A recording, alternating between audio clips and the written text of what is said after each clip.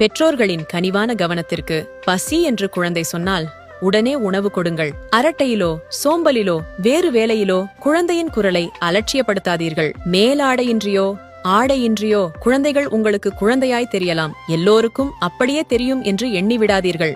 ஒருபோதும் வாயை மூடு, தொண என்று கேள்வி கேட்காதே என்று அவர்களிடம் எரிச்சல் காட்டி அவர்களின் ஆர்வத்தை குழி தோண்டி புதைத்து விடாதீர்கள். யார் அழைத்தால் போக வேண்டும், யார் கொடுத்தால் வாங்க வேண்டும் என்று குழந்தைகளுக்கு தெளிவுபடுத்துங்கள். வீட்டில் ஒன்றுக்கு மேற்பட்ட குழந்தைகள் இருந்தால் ஒருபோதும் ஒருவருடன் மற்றவரை ஒப்பிட்டு பேசாதீர்கள். வயது வித்தியாசம் எப்படி இருந்தாலும் வீட்டில் குழந்தைகள் இருக்கும்போது வன்முறை, காதல், கொலை, களவு போன்றவை நிறைந்த திரைக்காட்சிகளையோ நிகழ்ச்சிகளையோ பார்க்காதீர்கள். தவறுகளை தன்மையுடன் திருத்துங்கள். தண்டிக்க நினைக்காதீர்கள். குழந்தைகளின் எதிரில் புறம் பேசாதீர்கள். பின்னாளில் அவர்கள் உங்களை பற்றி பேசலாம். உங்கள் பெற்றோரை நடத்தும் விதம் உங்கள் பிள்ளைகளால் கவனிக்கப்படுகிறது.